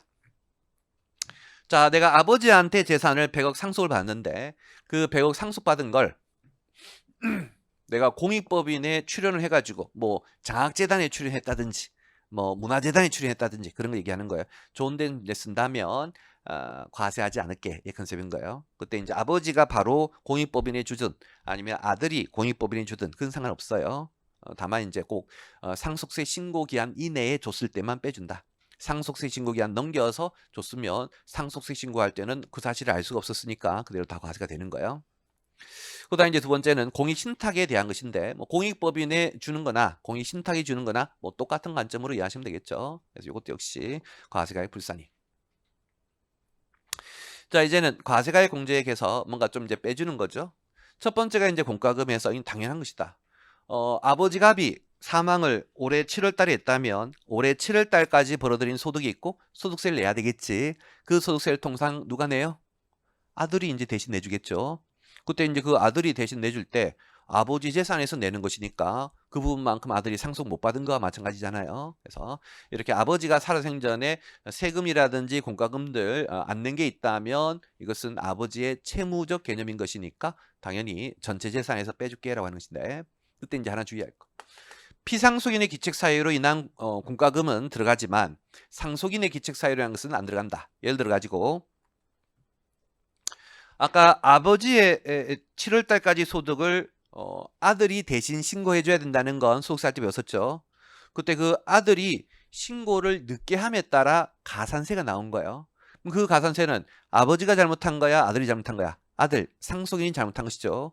그것은 아버지의 채무가 아니다의 관점이어서 그것은 과세가액 공제로 뺄 수가 없다. 그다음에 두 번째 장례비. 아버지 갑이 사망하면 당연히 이제 아들이 장례를 치러줘야 되겠죠. 그렇다면 그 장례비만큼도 과세할 금액에서 뺄게. 그때 주의할 거 하나. 우리 이제 뒤에 상속 공제할 때도 얘기하겠지만 상속세 물릴 때 거주자 같은 경우에는 모든 혜택을 적용받지만요. 비거주자 같은 경우에는 적용되는 혜택이 있고 적용 안 되는 혜택이 있거든요. 그럼 지금 배우는 이 장례비는 비거주자는 뺄 수가 없다. 비거주자는 뺄 수가 없다. 왜냐? 과세관측 입장은 비거주자가 사망을 했으면 지네 나라에서 상속세를 과세할 것이고 지네 나라에서 장례비 공제를 받지 않겠니라는 컨셉인 거예요. 우리나라 거주자가 사망할 때만 우리나라에서 장례를 치를 것이니까 장례비 공제를 해주겠다의 관점 중요하죠. 그때 장례비는 다시 이제 일반 장례비하고 봉안시설, 납골당 얘기하는 거예요. 그때 이제 일반 장례비 같은 경우에는 최소 500에서 최대 1000만 원까지 주의할 건 최소 500이니까 500보다 덜 지출해도 무조건 500은 되는 거예요. 하지만 1000만 원보다 더 지출하면 1000만 원까지만 되는 개념이고. 그 다음에 봉안시설이 이제 납골당인데 납골당이라는 표현이 좀 너무 과하니까 어감이 안 좋으니까 법에서 이제 봉안시설이다 이렇게 불러요. 자연장지는 이제 우리 나무 밑에다가 이제 여기 그 뭐죠? 납골당처럼 이제 모셔두는 거 그런 것들 얘기하는 거예요. 그래서 뭐 납골당하고 유사한 개념이라고 이해하시면 되겠고 여기에서는 최대 500만 원까지죠. 자, 시험에 이제 무조건 계산 문제 이거 나올 건데 시험에 이렇게 나왔어요. 이번에 장례비를 총 1200을 지출했는데 그중에 봉안시설 금액이 800 있다. 그럼 일반은 400이란 얘기고 500이 안 되니까 무조건 500. 하지만 봉안은 최대 500이니까 500. 그래서 1000만 원까지 될 것이고. 반대로 장례비 전체가 1200인데 봉안이 400 있다라고 하면 일반이 800이고 일반 800은 최소 500에서 최대 1000 사이 들어오는 것이니까 그대로 다 인정되겠지. 그 다음에 봉안 400도 최대 500 범위 내니까 다 인정이 되어서 이때는 1200까지 돼 있고. 근데 만약 시험에 장례비를 한 푼도 지출하지 않았다가 주어지면 빵인 거예요? 아니죠. 최소 500, 최소 500. 증빙이 있든 없든 실제 지출했건 안 했건 기본적으로 장례비의 최소 금액은 500인 것이다. 그래서 마치 뭐하고 비슷하냐면 우리 이제 소득세에서 종합소득공제 공부할 때 종합소득공제를 이제 받기 위해서는 증명서류 등을 제출해야 되는데 시험에 증명서류 등을 한 푼 하나도 제출하지 않았다라고 하면 종합소득공제 빵이야? 아니죠. 본인에 대한 기본공제 150이 있는 것처럼 시험에 장례비를 한 푼도 지출하지 않았다, 증빙이 하나도 없다라고 하더라도 반드시 우리는 얼마? 500을 공제해 줘야 된다는 거 너무나 중요한 개념. 그 다음은 채무. 당연히 이제 뭐 채무는 당연히 빼줘야 되겠죠. 아버지 부채니까 아들이 상속받은 재산에서 빼줘야 될 것인데 그때 모든 아버지의 모든 채무를 뺀다는 여러분 읽어보시면 되겠고, 근데 아버지의 채무임에도 안 빼는 채무가 있대요. 첫 번째가 이제 가공 채무에서 이 어떤 거냐면 이번에 이제 아버지 갑이 남긴 재산이 100억이고 상속세가 많이 나오니까요. 아들 A가 아버지 갑의 친구인 을한테 가서 아저씨 죄송한데요. 가짜 채무계약서 하나 좀 작성해 주세요. 저희 아버지 갑이 아저씨 을에게 한 60억 빌린 걸로 해주세요. 그렇게 해서 이제 차용증을 하나 만들어 가지고 세무서에 제출하는 거예요. 그럼 이제 아들은 아버지 예산 100억에다가 아버지 빚 60억이어서 40억만 낼게요 라고 하면 과세관청은 그래? 진짜 빚 맞아? 라고 입증을 요구하고 있고, 그때 아들이 반드시 입증을 해야만 채무로 뺄 수가 있는 거예요. 여기까지 이해되시겠죠? 그때 세부적인 내용, 만약 그 아버지 빚이 국가나 지자체나 금융기관에서 빌린 돈이래요. 그럼 국가나 금융기관이 채무가 있다라고 증명을 하게 되면 입증을 요구하지 않는 것이다. 저기는 거짓말할 리가 없으니까. 하지만 저렇게 신뢰성이 없는 나머지 아버지 친구와 같은 자에게서 빌린 돈은 반드시 입증을 해야만 빼주고, 입증을 못하면 안 빼주겠다라고 하는 것이다. 이해되시겠죠? 뭐 당연한 상식. 그다음에 이제 중요한 게 증여채무인데, 증여채무는 10년이나 혹은 5년 이내 것은 안 뺀다. 왜 안 빼는지는 조금 이따가 사전증여재산을 공부해야만 이해할 수 있으니까 조금 이따가 설명할게요. 지금 넘어가시고. 이제는 그다음 사전증여재산. 자, 사전증여재산도 역시 상속세 조세피를 방지하기 위한 규정인 거예요. 기본적으로 상속세하고 증여세는 둘 다 누진세율이죠. 다만 상속받은 재산은 상속받은 재산의 누진세율이고, 증여받은 재산은 증여받은 재산의 누진세율이지 상속재산과 증여재산을 합쳐서 누진세율은 아닌 거예요. 그러다 보니까 상속세를 회피하기 위해서 어떻게 하냐면, 자, 이 시점에 아버지 재산이 한 10억이 있는데요. 아들이 아버지에게 얘기하는 거예요. 아버지, 아버지가 저한테 아들에게 미리 증여하지 않고 나중에 사망해서 증여를 하시면, 상속을 하시면 아버지 상속재산이 꽤 크니까 10억 전체의 누진세율입니다. 우리가 상속세를 줄이기 위해서 10억 중에 4억은 지금 미리 주시면 증여세를 낼 것이고, 그 증여세는 4억의 누진, 그리고 나중에 아버지 돌아가시면 나머지 6억을 받을 건데 6억의 누진으로 세금을 내니까 10억의 누진보다는 4억의 누진, 6억의 누진이 훨씬 더 세금 적게 내는 거 아닙니까? 누진세율 회피를 위해서 미리 주세요 라고 할 수 있겠죠. 과세관청은 그런 관점을 알고 있기 때문에, 그래, 너네가 상속세 회피하기 위해서 사전에 증여한 거라면 이를 막아야 되겠다. 그래서 증여한 재산이지만 상속한 재산하고 합쳐가지고 누진세율로 과세하겠다 이 개념인 거예요. 근데 무조건 합칠 수는 없겠고요. 과세관청 입장은 아버지 상속 사망한 날로부터 몇 년? 이 증여받은 자가, 수증자가 상속인이라면 10년 안에 증여재산, 상속인 이외의자라고 하면 5년 안에 증여재산에서 10년이나 5년 안에 증여가 이루어졌다면 너네가 상속세 피하려고 증여한 걸로 보겠다. 하지만 10년 전에, 5년 전에 증여했던 거라면 상속세를 줄이려고 증여한 것은 아니고 아들을 사랑해서 증여한 것으로 보아 문제 삼지 않겠다 이 컨셉인 거예요. 자, 지금처럼 이제 10년이나 5년 이내라면 이렇게 사전에 증여한 거, 지금 상속받는 재산 아님에도 별도로 합친다. 그렇게 되면 총 과세할 금액은 10억이 될 것이고 10억의 누진세율로 세금이 2억 나왔다라고 가정해 볼게요. 그렇게 되면 누진세를 회피할 수가 없겠죠. 근데 다만 이때 문제가 있는 것이 요 4억 원 있잖아요. 요 4억 원. 옛날에 증여세 한 번 냈고 지금 상속세를 또 한 번 내는 것이니까 몇 번이나? 2번이나 이중과세가 되는 것이고, 세법은 그러한 이중과세를 방지하기 위해서 옛날에 뗐던 증여세를 이렇게 차감을 해주게 돼요. 그래서 차감을 해서 나머지 1억 6천만 내게 되는 것이다. 자, 그때 우리는 이것을 사전증여재산이라고 부르고요. 요 밑에 빼는 걸 증여세액공제라고 불러요. 그래서 꼭 이렇게 사전증여재산이 있으면 증여세액공제가 있을 건데, 이 동네에서 시험에 잘 나오는 거, 이때 이 사전증여재산이 토지래요. 증여할 당시의 시가는 4억이지만 시간이 좀 흘러서 지금 상속일인 시가는 8억이래요. 그러면 사전증여재산 넣을 때는 얼마로 넣는다? 지금의 시가, 옛날 시가? 옛날 시가인 증여일 현재의 시가예요. 우리가 이제 내일 평가 파트에서 공부하겠지만 상속세나 증여세를 부과할 때 상속의 경우에는 상속일이 현재의 시가고, 증여재산 같은 경우에는 증여일 현재 시가인 거예요. 그럼 지금 사실 이것은 상속세가 과세가 되고 있으니까 상속일 현재의 시가로 과세하는 게 우리의 상식이 맞지만 법은 그렇게 하지 않고 뭘로? 옛날 증여일 현재의 시가로 한다는 거 시험에 굉장히 잘 나오는 것이죠. 그다음. 근데 아무리 이제 이러한 10년이나 5년 이내의 사전 증여재산임에도 불구하고 안 들어가는 게 있어요. 뭐냐? 첫 번째, 사전 증여재산 중에 증여세 비과세이거나 과세가액 불산 입된 금액. 이거는 이제 아까 이제 문제 풀 때 설명했던 거와도 유사한데, 자, 이렇게 아들에게 뭔가 사전에 줬는데 그 아들에게 준 것이 증여세법상 비과세이거나 과세가액 불산입이라면 정부가 정책적인 혜택을 준 것이죠. 증여세 안 물릴 수 있는 정책적인 혜택을 준 거잖아. 그랬는데 나중에 야 10년 안 5년 안 증여했으니까 여기에 집어넣어버리면 상속세로 과세가 돼버리겠죠. 그러면 옛날에 증여세, 비과세 등을 해준 정책적인 효과가 사라지게 되잖아요. 그래서 정책적인 효과가 유지가 되려면 이것도 역시 사전증여세랑 합치지 말아야 되겠다. 뭐하고 유사해요? 아까 우리 배웠던 거 소득세가 과세가 되면 뭘 안 물려? 증여세를 안 물리는데 그때 소득세가 비과세가 되거나 면제가 되는 경우라도 증여세를 안 물린다라고 했던 개념과 똑같은 거예요. 우리는 증여세가 과세가 되는 놈을 나중에 합쳐서 상속세 물리는데 증여세 물릴 당시에 과세 안 했으면 상속세에도 과세 안 될 수 있도록 해줘야만 정책적인 효과가 유지되는 개념 이해되시겠죠? 그리고 말고 합산 배제 증여재산이라고 해서 요건 내일 증여세 파트 할 때 공부할 내용이에요. 그래서 합산 배제 증여재산은 증여자가 누구인지 분명하지 않은 재산인 거예요. 증여재산이에요. 그렇기 때문에 증여자가 누구인지 모르기 때문에 합산하지 말라는 것이다.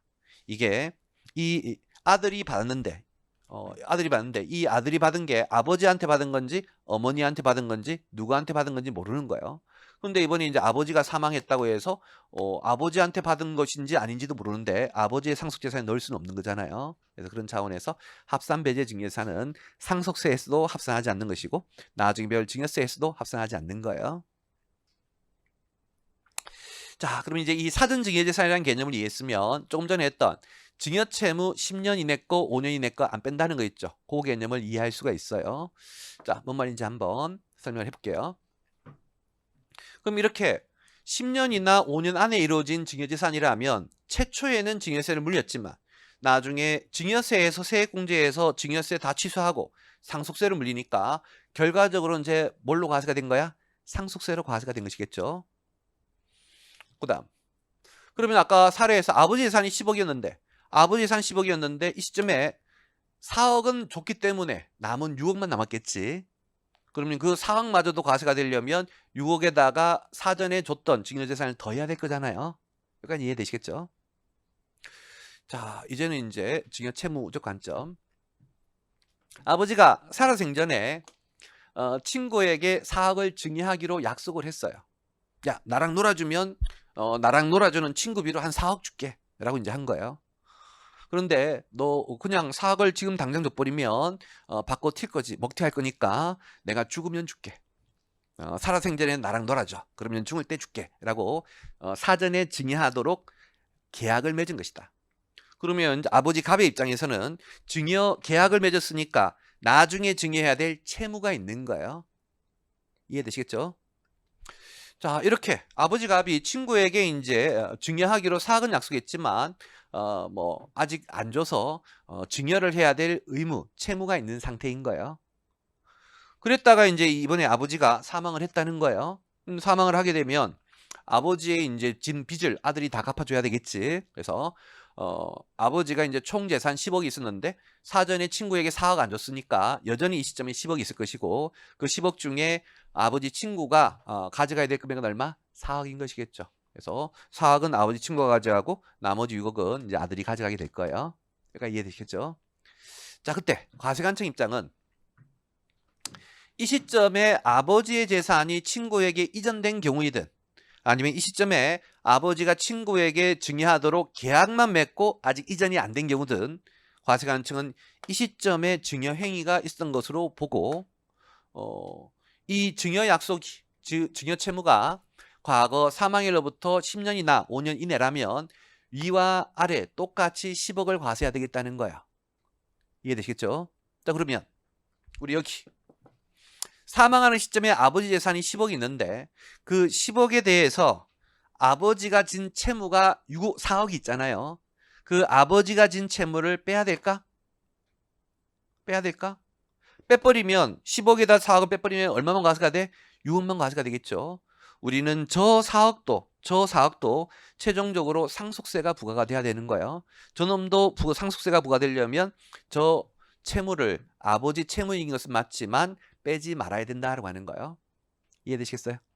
자, 그럼 이제 위아래를 한번 비교를 해보시면 심플하겠죠. 자, 위에는 아버지가 살아생전에 친구에게 재산을 준 거예요. 친구에게 재산을 줬으니까 나중에 상속재산에 빠져 있을 것이고, 그 사전 증여재산이 상속세가 과세가 되려면 빠져있는 재산에다 더해야 되겠지. 근데 밑에처럼 증여 약속을 한 경우에는 실제로는 안 줬잖아요. 안 줬으니까 사망하는 시점에 아버지 재산에 안 빠져 있겠지. 이해하시겠죠? 안 빠져 있는데 뭐 그걸 다시 뺀다든지 하시면 안 되겠다는 거예요. 안 빠져 있으니까 더할 필요 없겠고, 또 상속세를 물려야 되니까 상속세금을 물려야 되니까 채무로서 뺄 필요도 없는 것이다. 이해되시겠죠? 그래서 아까 했던 얘기, 우리 아버지의 채무는 과세가액 공제로 빼줘야 되는 것이 원칙이지만 안 빼는 채무가 두 가지가 있다. 가짜 채무, 그 다음에 또 하나가 증여 채무로서 5년이나 10년 이내 거 중요해요, 시험에.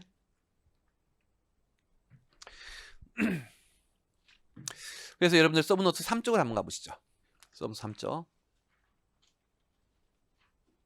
3쪽을 가보시면 우리가 아까 앞에 공부하기를 4인 증여 같은 경우에는 증여세가 아닌 상속세를 낸다는 거 공부했었죠. 그때 그러한 4인 증여의 개념 안에 갈로 안의 내용이 들어가라는 거예요. 갈로 안의 내용은 뭐냐면 아까 했던 증여 채무 있죠. 아버지가 진 증여 채무가 있었는데 이곳에 사망하면서 이행을 했을 때 그것이 5년이나 10년 이내의 증여 채무라 하면 최종적으로 우리는 4인 증여인 것으로 보아 상속세를 물린다. 아시겠죠? 요 개념이 이제 4인 증여의 정의항에 있는 거예요. 이렇게 상속세를 물리기 위해서 이 증여 채무는 차감하지 않는 것이다. 이해되시겠죠? 자, 이제는 이제 마지막 내용 여기까지 하고 문제 좀 풀고 10분 쉴게요. 지금 보니까 뭐 식사하고 수업 들어서 그런지 아니면 여러분들이 뭐 상속세를 이미 빠삭하게 알아서 그런지 앞쪽에 주무시는 분들이 꽤 있네요. 이제는 좀 말똥말똥해지셨다. 아까는 굉장히 괴로워하시더라고. 그래서 아까 굉장히 괴로워하게 깨울까 하다가 뭐 저도 예전에 수험생 시절에 이렇게 뭐 졸았던 적이 많이 있어요. 옛날에 생각하면서 힘들겠구나. 설마 어제 뭐 술 한잔 하시고 그런 건 아니지. 예, 시험이 얼마 안 남았으니까. 자, 뭔 얘기냐면 우리 이제 상속세를 계산해 봤더니 총 상속재산가액이 10억, 비과세는 없고요. 과세가액 공제액 채무 등이 10억, 그다음에 이제 사전증여재산이 이제 6억 있어요. 그때 이제 이것을 그대로 계산하면 과세가액이 4억인데 이렇게 그대로 계산하면 된다는 거예요. 기본적으로 이 과세가액 공제라고 하는 것은 지금 상속받는 재산에 대해서 빼주는 정책적인 배려인 것이다. 그리고 이 사전증여재산이란 건 뭔가 혜택받기 위해서 더하는 거예요? 아니죠. 누진세율 회피를 막기 위한 제재의 컨셉으로 더하는 거예요. 그런데 만약 이놈이 과세가액 공제 혜택을 받아버리면 안 되겠다라고 하는 거예요. 그래서 정부 입장은 이 과세가액 공제는 반드시 총 상속재산가액 과세가 되는 금액, 상속으로 과세가 되는 금액 범위 내에서만 빼고 이 금액이 12억이 20억을 넘었잖아요. 초과하는 2억은 어떻게? 없는 것으로 보는 것이다. 이해되시겠어요? 따라서 지금 이대로 계산하면 12억 중에 10억은 여기에서 빼고 2억은 여기에서 뺀 건데 그 2억을 여기에서 뺄 수가 없어가지고 과세가액은 그대로 6억 이렇게 대줘야 되는 거예요. 이해되시겠어요? 자, 우리 이제 그 5번 문제 한번 볼게요. 우리 이제 23년도 기출문제인데요. 상속재산에 관한 설명이다. 옳은 것은 동그라미 1번에 피상속인에게 기속되는 재산적 가치가 있는 사실상의 모든 권리는 상속재산이다. 맞죠? 기본적으로 이제 피상속인 이제 사망할 당시에 그자가 보유하는 모든 자산, 권리들 기본적으로 다 상속인에 들어가죠. 다만 그 옆에 피상속인의 이제 일신에 전속하는 것으로서 피상속인 사망으로 인하여 소멸되는 것은 죄한다라고 해서 본문 설명할 때도 말씀드렸죠. 기본적으로 이제 피상속인이 이제 사망을 해서 자산이 상속인이 넘어가야 되는데 그것이 소멸한다면 상속인이 이전받을 수가 없으니까 상속세를 물릴 수가 없는 것이겠죠. 그래서 1번은 맞고요. 두 번째, 손해보험 계약자가 피상속인이 아닌 경우 피상속인이 실제로 보험료를 납부하였다고 할지라도 피상속인 사망으로 받는 보험금은 상속재산을 보지 않는다는 틀렸죠. 기본적으로 이제 계약자가 누구냐가 중요한 것이 아니라 누가 돈을 냈느냐라고 하는 것이죠. 그래서 피상속인이 설령 계약자가 아니더라도 피상속인이 그 보험료를 납입을 했다면 피상속인의 재산인 것으로 보아 상속재산 들어가고, 반대의 경우 피상속인이 계약자라고 할지라도 피상속인이 실제로 보험료를 납부하지 않았다면 그것은 피상속인의 상속재산이 들어가지 않는 것이다. 세 번째, 피상속인이 신탁한 재산은 상속재산으로 보며 맞죠? 다만 수익자의 증여재산가액으로 하는 신탁이익을 받을 권리의 가액도 상속재산을 본다는 틀렸죠. 피상속인이 이제 자신의 재산을 신탁하긴 했는데 그 신탁이익 중에 60%는 친구가 받고 40%만 피상속인이 받는다면 60%만큼은 우리는 이미 그 친구에게 증여세를 물렸고 그 자산은 이제 친구의 권리, 친구의 자산인 것이지 피상속인 자산이 아니기 때문에 그 부분만큼 뺀 나머지 부분만 상속재산으로 보는 것이다. 네 번째, 피상속인의 사망으로 인하여 국민연금법에 따라 지급받는 반환일시금은 상속재산을 본다. 틀렸죠. 우리 이제 퇴직금 자체는 의제 상속재산이지만 아무리 퇴직금적 성격이 있다고 할지라도 우리 공적연금 관련법에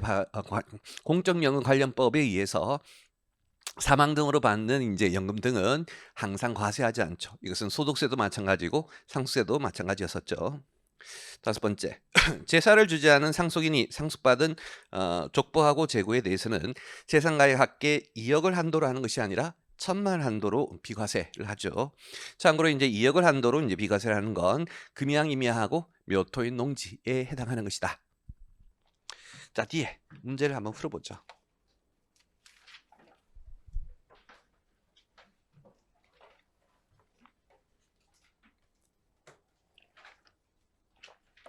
자, 먼저 6번은 안 푸셔도 좋은데 6번 중에 1번은 좀 문장 알아둘게요.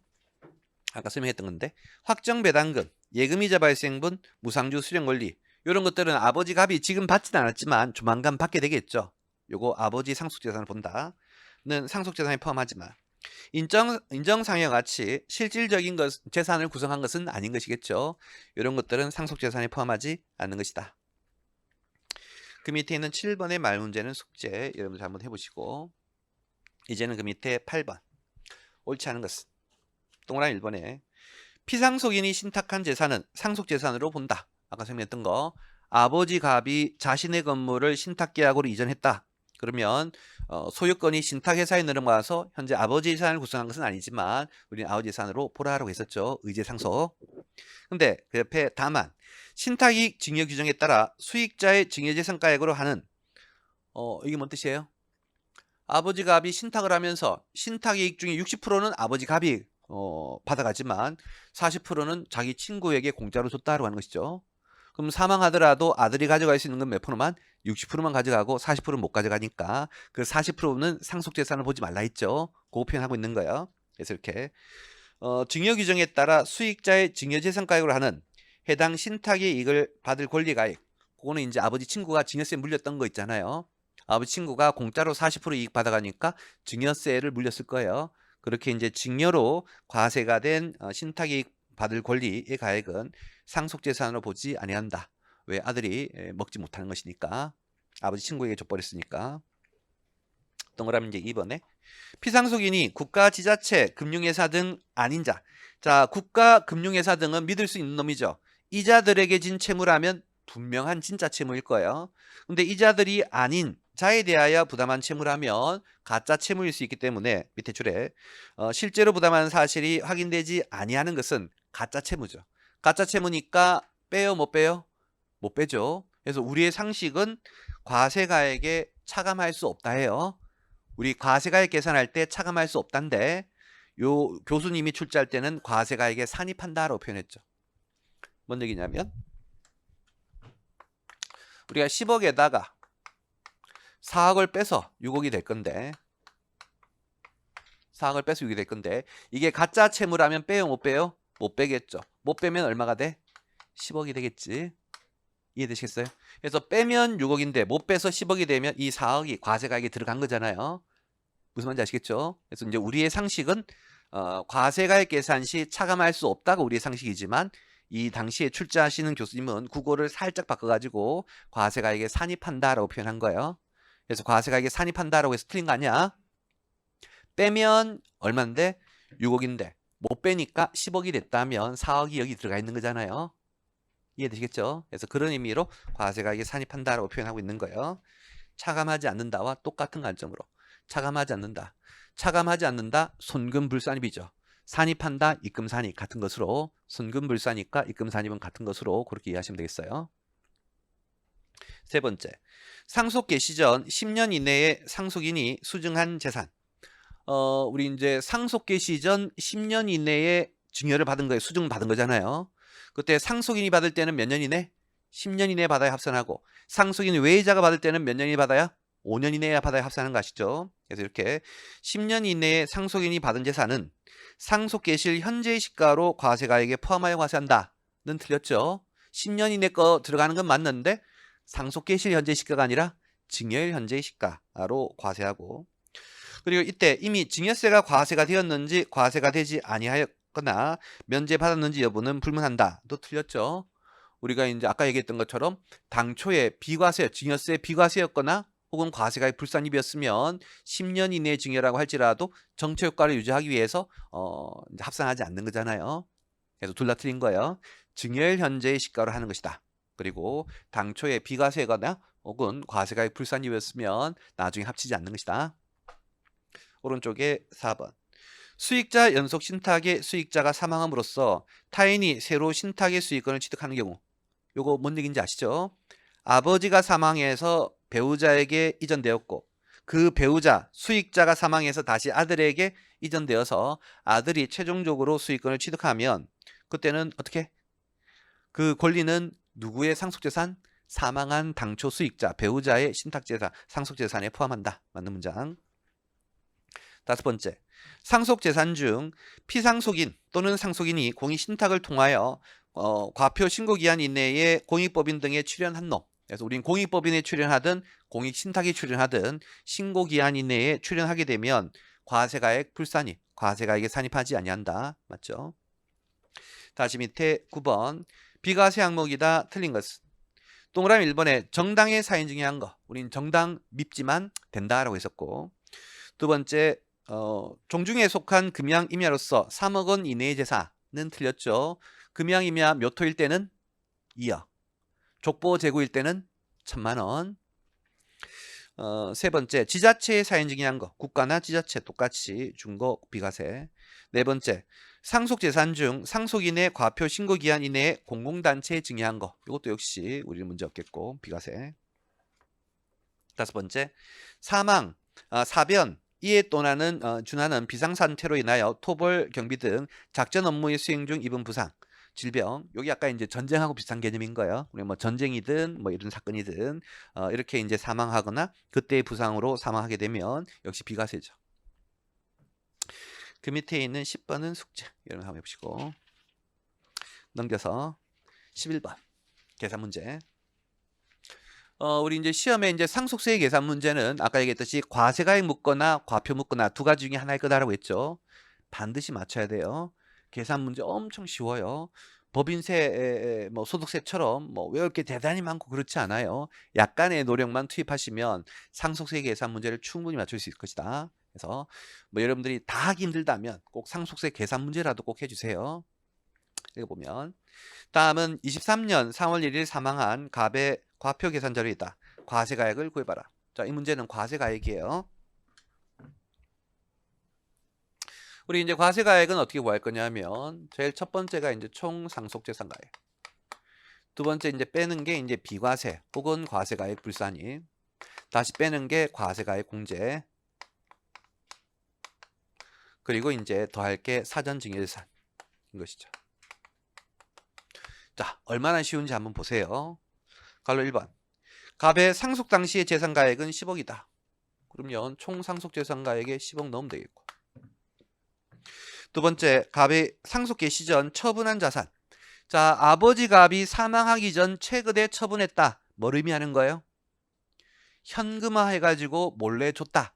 추정 상속재산 구하라 라는 얘기인 거 아시겠죠? 다시 한번 시험에 이제 잘 나오는 게 아버지 갑이 사망하기 전에 자산 팔았다. 추정 상속재산.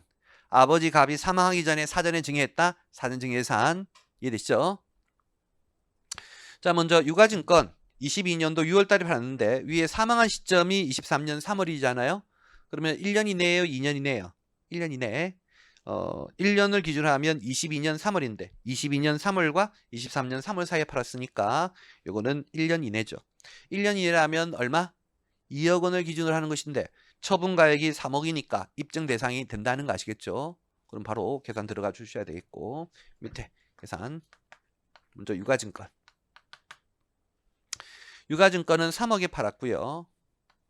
입증된 금액이 1억 5천이니까 그럼 미입증된 나머지 1억 5천을 다 과세하는 거야? 아니죠. 반드시 우리는 문토효과 제거를 위해서 기준금액을 빼줘야 되겠고 그때 기준금액은 처분가액의 20%. 현재 6천이니까 2억은 한도 내어서 그대로 다 빼겠죠. 하게 되면 1억 5천이 직접 빼니까 9천이 될 것이고 다시 그 밑에 토지. 앞에 있는 유가증권은 1그룹이지만 토지는 부동산 2그룹이죠. 그룹이 다르니까 별도로 계산해 줘야 돼요. 합쳐서 계산하시면 안 돼. 그 다음에 토지는 21년도 10월 달에 팔았고 얘는 사망일 기준으로 보면 1년은 지났고 2년은 이내인 것이죠. 그럼 2년 이내이니까 얼마 기준? 5억. 현재 처분가액이 6억이니까 입증 대상이 되겠네요. 그래서 이제는 토지.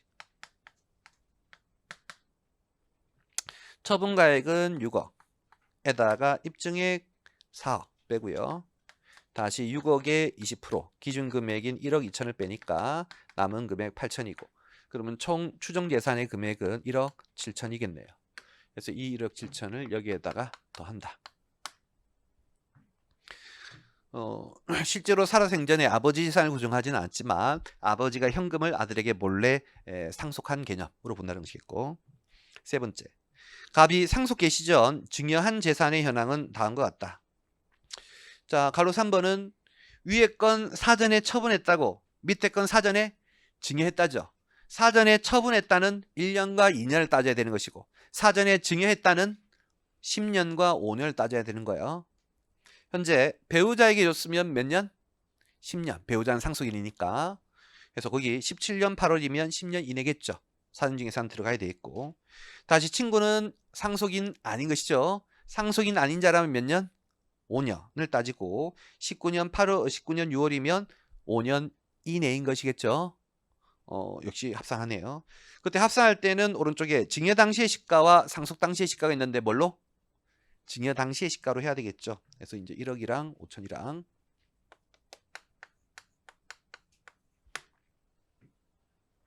그다음 네 번째, 갑의 장래에 직접 소요된 비용은 9배, 봉환은 6배. 자, 그러면 전체 900 중에 봉환이 600이란 얘기는 일반은 300이고 일반 300이니까 300 공제예요? 아니야. 최소 금액 500. 다시 이제 봉환의 금액은 600인데 최대 500이니까 500. 그래서 장례비 공제로 1000 가능하겠네요. 자, 이렇게 해서 문제 다 읽었고 마무리 해보면 총 상속재산가액은 11억 7천, 비과세 등은 없었고 과세가액 공제 1000, 사전증여재산 1억 5천 하게 되면 최종적인 과세가액이 13억 1천.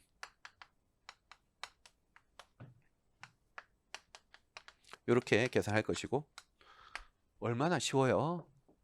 최근에 1차 시험 수준 딱 요 정도예요. 딱 요 정도. 우리 이제 실제로 이제 작년에도 22년도에도 상속세 이제 계산 문제가 이런 컨셉으로 출제가 됐어요. 근데 이제 교재에 보면 없을 거예요. 왜냐? 우리 기존 문제로 다 해결이 되는 거거든. 그러니까 문제가 출제되었다고 다 넣으면 뭐 책이 완전히 산으로 가는 것이겠죠. 뭐 침대가 되는 거예요. 이제는 그때부터는 지금 한 100회 정도 수준인데 여기서 늘어나면 침대가 될 거잖아요. 그래서 이제 중복되고 뭐 크게 어렵지 않은 문제는 안 담고 있어요. 이 정도 풀 줄 알면 1차 시험에 작년에 맞출 수 있다는 것이죠. 계산 문제 꼭 준비하셔야 돼. 그 밑에 C번 계속 마저 더 해보죠. 여기까지 풀고 10분 쉴게요. 다음은 23년 10월 1일에 사망한 거주자 김한국 씨의 과표 계산 자료이고 과세가액은 얼마니? 첫 번째, 토지 건물 20억. 상속재산가액에 넣으면 되겠죠?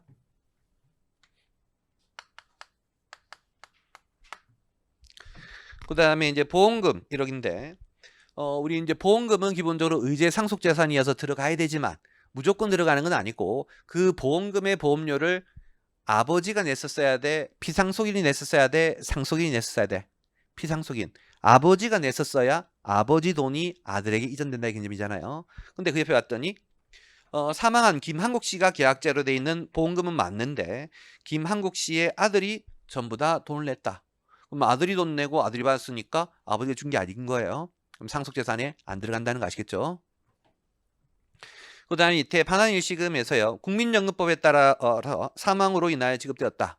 이것도 역시 아까 설명했던 것처럼 공적연금법, 산업재해보상법에 따라서 사망을 하면서 받은 유족보상금, 유족연금 이런 것들은 소득세에서도 과세하지 않고 상속세에서도 과세하지 않는다는 거 설명드렸었죠. 그래서 예, 과세하지 않는 것이다. 자, 지금 밑에 채무. 은행 차액금 1억 5천, 21년 11월 1일 차입, 용도 불분명. 자, 따져보면 첫 번째, 아버지의 채무가 있다? 무조건 아들이 갚아야 돼요. 아버지의 채무가 있다? 아들이 갚아야 돼요. 그럼 어떻게? 무조건 그 금액을 과세가액 공제로 일단 집어넣고 시작해야 돼. 아시겠죠? 여러분들이 용도 불분명이라는 데 꽂혀가지고 추정 상속재산가액을 먼저 생각하시면 안 돼. 아까도 얘기했었죠. 시험에 차액금이 나오면 무조건 과세가액 공제에 먼저 집어넣으세요. 그런 다음에 이 차액금이 현금을 유발한 케이스니까 그 현금 유발한 금액이 어디에 쓰이는지 입증이 안 된다면 우린 추정을 해야 되는데 추정의 요건이 자, 얘 언제 차입했어요? 21년도에 차입했으면 1년 1년은 지났고 2년 이내 2년 이내인 거 아시겠죠? 차액금이 입증을 해야 되려면 2년 이내 얼마? 5억 이상인데 1억 5천밖에 안 되잖아요. 그럼 입증 대상이 아닌 것이니까 추정 상속재산가액은 적용할 필요가 없다. 그래서 옆에 용도 불분명 신경 쓸 필요가 없다라고 하는 거예요. 이해되시겠죠? 과세가액 공제에만 반영하고 추정 상속재산에 넣을 필요가 없다. 다 지금 밑에 증여채무도. 자, 증여채무도 채무이긴 한데 빼요 안 빼요? 모든 증여채무를 안 빼는 거야? 10년, 5년 이내의 증여채무 안 빼는 거야? 10년, 5년 이내 것만. 그래서 거기 오른쪽에 봤더니 19년 5월달 김한국 씨의 친구에게 증여 약속했다. 김한국 씨의 친구는 상속인이 아닌 자이고 상속인 아닌 자라면 5년을 따지는 거 아시겠죠? 그럼 현재 19년도 5월이면 23년 10월 기준으로 5년 이내에 해당하는 것이겠죠. 그럼 5년 이내의 증여채무니까 빼 안 빼? 안 빼는 것이다. 그 다음 다시 상속계실 현재 미납된 소득세 부과액 19억에서요. 아버지가 세금을 엄청 안 내셨네. 그래서 19억만큼 세금 안 낸 거 아버지의 빚이니까 과세가액 공제로 빼줘야 되겠고. 다시 가로 3번에 증여. 김한국 씨는 17년 6월달 배우자에게 토지를 증여했다. 자, 옛날에 증여했다. 사전 증여재산이고 뭐 따져? 10년, 5년. 배우자라면 상속인이니까 10년을 따지셔야 된다는 거 아시겠죠? 현재 17년이면 10년 이내네요. 사전증여재산 합칠 것이고 합칠 때는 증여 당시 토지 시가 5억만 의미가 있겠지. 그 다음은 의미가 없겠다. 그래서 5억. 사전증여재산 5억.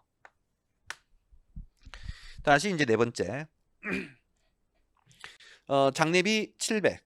오른쪽에 봉안시설 및 자연장지를 사용하지 않았고 모두 증빙을 갖췄다. 그럼 전부 다 일반 장례비라는 뜻이고 일반 장례비는 어떻게? 최소 500에서 최대 1000 사이에요. 그 범위 안에 들어오잖아요. 그 범위 안에 들어오니까 그 금액을 그대로 빼면 되겠다. 그리고 제일 밑에 감정평가 수수료 있는데 감정평가 수수료는 과세가액 공제예요? 아니죠. 이거는 과세가액 다음에 수수료 공제예요. 우리가 과세가액 공제는 몇 가지 있다? 공과금, 장례비, 채무 세 가지만 있는 거예요. 감정평가 수수료는 과세가액 다음에 상속공제 다음에 수수료 공제를 빼는 것이다. 아시겠죠? 그래서 과세가액에는 반영될 게 아니라는 거 주의하시고 마무리해보죠.